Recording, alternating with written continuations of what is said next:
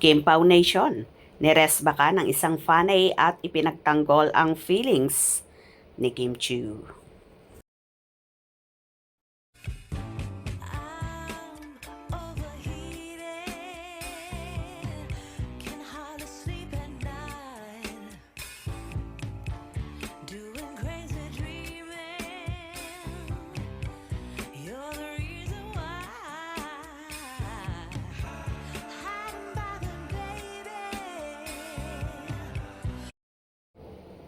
Rumesbak ng todo ang Kim Pao Ladja para sa kanilang idol na si Kim Chiu. Ayon kasi sa ilang Kim Herald supporters o mga fanay ng dating love team ni na Kim at Gerald Anderson, hinayaan na lang sana ng actress na naglapit sila ng kanyang nasabing ex.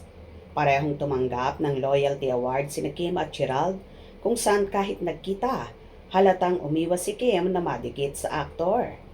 Hindi napigil ni Kim ang sarili na mag-react sa dilulo ng Kemerald.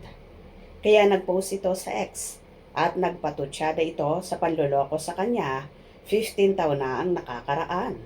Ipinagtanggol si Kim ng Kim Paulandia para rasbakan ang post ng isang netizens na si @break Bernice.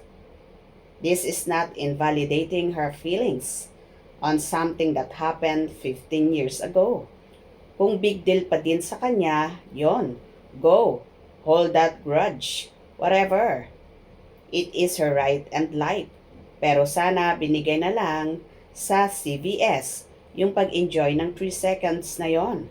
Bakit laging doormat pag? Kemerald fan. Sumagot naman ang Kim Pauladja.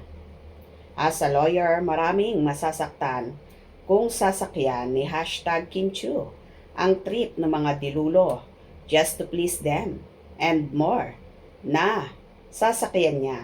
May babalik yung mga panahong nasaktan siya. So, paanong not invalidating her feelings kung in the end, the 3 seconds can hurt her again.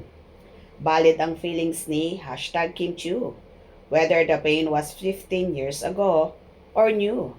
She has all the right to feel that way. Huwag ipilit ang wala ng relevance. Huwag nang ipilit buksan ang pintong matagal nang tinapon ang susi. If you really love Kim, di mo siya ilalagay sa sitwasyon na awkward. Kim really said, pag iniluwa na, hindi na isusubo ulit. People keep romanticizing the past for their own fantasies. When it was painful breakup, she lived through. Well, totoo naman ang sinasabi ng mga Kim Pauladja na ito. Bakit kailangan pang ipilit ang Kemerald? Samantalang, meron ng Kim Pao na mas demanding, mas powerful ang kilig, at mas popular kumpara sa Kemerald.